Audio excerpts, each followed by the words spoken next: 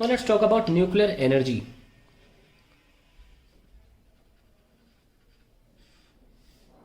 सबसे पहले तो आप देखें आइंस्टीन की एमसी स्क्वायर का कमाल।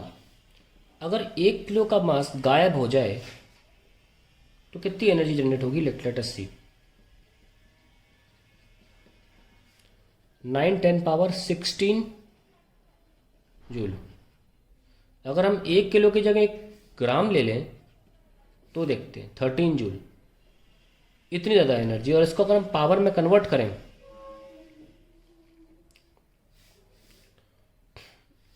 किलोवाट, मतलब इसको किलोवाट आवर में कन्वर्ट करें, कमर्शियल कन्वर्टिंग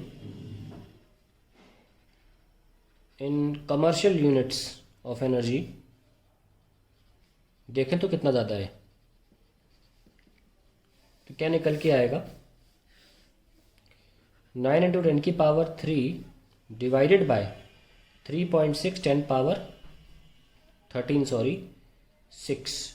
इसे डिवाइड करने पर किलोवाट आवर में आ जाता है आंसर। ये अप्रॉक्सीमेटली सॉल्व हो क्या आएगा? 25 10⁻6 किलोवाट आवर। या आप ये भी कह सकते हो 25,000 मेगावाट आवर। ये बहुत ज़्यादा एनर्जी है। आप देख रहे हैं कितनी 25,000 ना 10⁻³ megawatt. You can also say 25 mega 6 होता है gigawatt. We can say 25 gigawatt our energy. बाप रे! एक शहर को पूरे महीने चलाया जा सकता है इस एनर्जी से, मात्र 1 ग्राम के गायब होने से। यानी कि न्यूक्लियस में ही मास गायब होता है, और कहाँ देखा गया मास गायब होते हुए? न्यूक्लियस में जब रिएक्शन कराओगे तो मास गायब हो जाएगा। तो यहाँ से साइंटिस्ट ने सोचा, फिजिसिस्ट ने सोचा कि यार न्यूक्लियर रिएक्शन बहुत, न्यूक्लियस है बेहतरीन सोर्स ऑफ एनर्जी। यहाँ से 2 प्रकार की रिएक्शंस हो सकती थी जिससे एनर्जी मिल सकती थी। एक तो थी न्यूक्लियर फिजन और दूसरी है न्यूक्लियर फ्यूजन। फ्यूजन की बात हम बाद में करेंगे, पहले फिजन की बात कर लेते हैं। न्यूक्लियर फ्यूजन, सॉरी फिजन बोला मैंने, that is right. It is the process of breaking up a heavy nucleus a greater than 230। ये ए होना चाहिए। तो यूरेनियम और ये प्लूटोनियम, इस तरीके के जो हैं रेडियो एक्टिव एलिमेंट्स, जिसमें ए 230 के पार गया है, वहीं पे न्यूक्लियर फ्यूजन की संभावना है। Into smaller daughter nuclei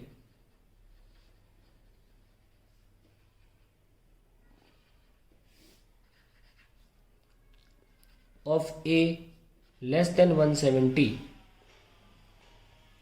with sufficient mass defect।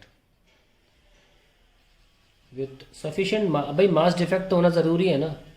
फिर ई बराबर एम सी स्क्वायर के बिना एनर्जी कैसे निकलेगी? ई बराबर एम सी स्क्वायर, तो उसमें जो एम है वो मास डिफेक्ट है, मास गायब करना है। तो ये बहुत इंपॉर्टेंट लाइन है, विथ सफिशिएंट मास डिफेक्ट। क्या बोला? It is the process of breaking up of nucleus into smaller daughter nuclei of a less than 170 with sufficient mass defect which gets converted to a tremendous amount of energy। tremendous amount of energy। तो ये है nuclear fission की process. अब हम समझते हैं nuclear fission carry out कैसे होता है। एक एग्जाम्पल लेके यूरेनियम का, जो कि सिलेबस में है, मतलब सिलेबस में जब भी होगा तो यूरेनियम ही होता है, ठीक है। इस साल के लिए इसको शायद रिमूव किया गया, इसका कंफर्म नहीं है मुझे न्यूक्लियर रिएक्शन के बारे में। तो यूरेनियम 23592, ध्यान रखना, मैं लिख देता हूँ। Both nuclear fission and fusion cannot happen themselves। ये करानी पड़ती हैं, कैरी आउट करनी पड़ेंगी, स्पॉन्टेनियस नहीं होती हैं, ठीक है। तो यूरेनियम में हमने बॉम्बार्ड कराया, डायग्राम के साथ दिखाता हूँ मैं आपको। ये यूरेनियम है, इसको हमने एक न्यूट्रॉन के साथ, जिसका सिंबल 10N है, कस के बढ़िया स्पीड से बम्बार्ड कराया। 10⁻7 मान के चलिए, इतनी बढ़िया स्पीड से बम्बार्डमेंट कराया। और ये न्यूट्रॉन इस पे टकराने के बाद ये क्या था, 235 और 92, एक कंपाउंड न्यूक्लियस बनता है, U236 और 92, जो कि हाईली अनस्टेबल होता है,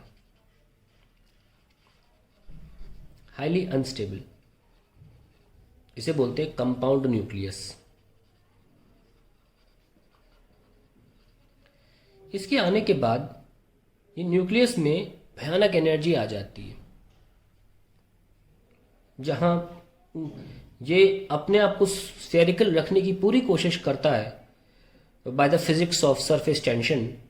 on the other hand it's highly unstable, it keeps on doing लब डब टाइप्स, ऐसे ऐसे ऐसे करने लगता है अपने आप को, मतलब ऐसे ऐसे अनस्टेबल होने की वजह से। और finally it breaks into fragments of 2 और मोर डॉटर न्यूक्लियाई। तो ये हाईली अनस्टेबल न्यूक्लियस जो है, आप यकीन नहीं मानेंगे, 10⁻12 सेकेंड में टूट जाता है और it becomes 2 daughter nuclei. Krypton, that is of 92 mass number, 36 atomic number, and the other one is barium 141 and 56। अगर आप इसको बैलेंस करेंगे इक्वेशंस को, मास नंबर एटॉमिक नंबर को, तो आपको पता चलेगा कि 3 न्यूट्रॉन भी निकलते हैं और ट्रेमेंडस अमाउंट ऑफ एनर्जी सिर्फ एक न्यूक्लियस के बॉम्बार्ड होने पर 200 मेगा इलेक्ट्रॉन वोल्ट। ऑब्वियसली अगर 1 किलो होगा या आधा किलो होगा तो आपकी धज्जियाँ उड़ जाएंगी इस एनर्जी से।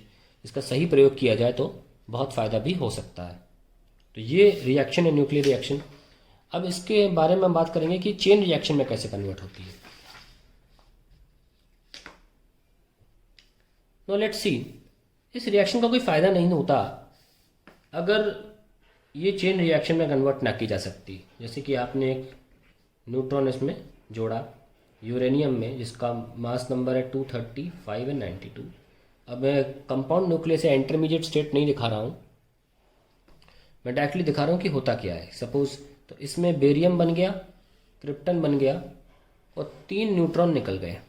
और माना जाता है करीब करीब 1 न्यूट्रॉन हमेशा वी लूज, तो we call it lost neutron.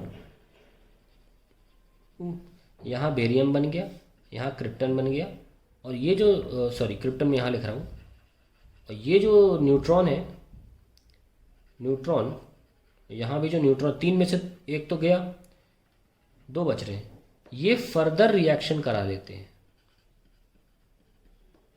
और भी तो न्यूक्लियस होंगी सैंपल में, उनके साथ भी यही होता है, लॉस्ट न्यूट्रॉन, फिर ये 1 न्यूट्रॉन, ये बेरियम था, ये क्रिप्टन, और ये दूसरा न्यूट्रॉन, सेकंड बोल देते हैं इसको, थर्ड इसको, और फिर से हमारा यूरेनियम न्यूक्लियस बम्बार्ड होने के लिए तैयार है। सिमिलरली यहाँ पे भी हमारा यूरेनियम बम्बार्ड होने के लिए तैयार बैठा है। इसके भी 2 हिस्से होंगे, बेरियम, क्रिप्टन। 1 न्यूट्रॉन को हम लूज कर देंगे और बाकी से रिएक्शन कंटिन्यू होती रहेगी, न्यूट्रॉन एंड न्यूट्रॉन। तो इसी को बोला जाता है चेन रिएक्शन। पर चेन रिएक्शन का कंट्रोल होना भी बहुत ज़रूरी है। अगर ये होती रही तो डिजास्ट्रस इफेक्ट हो सकते हैं, और अगर कंट्रोल कर ली गई तो इसके फायदे भी उठा सकते हैं। डिजास्टर इफेक्ट तो यही था कि this got resulted into hydrogen bomb, atomic bomb. Actually uncontrolled chain reaction ही होती हैं जो कि बहुत डिजास्टर्स है।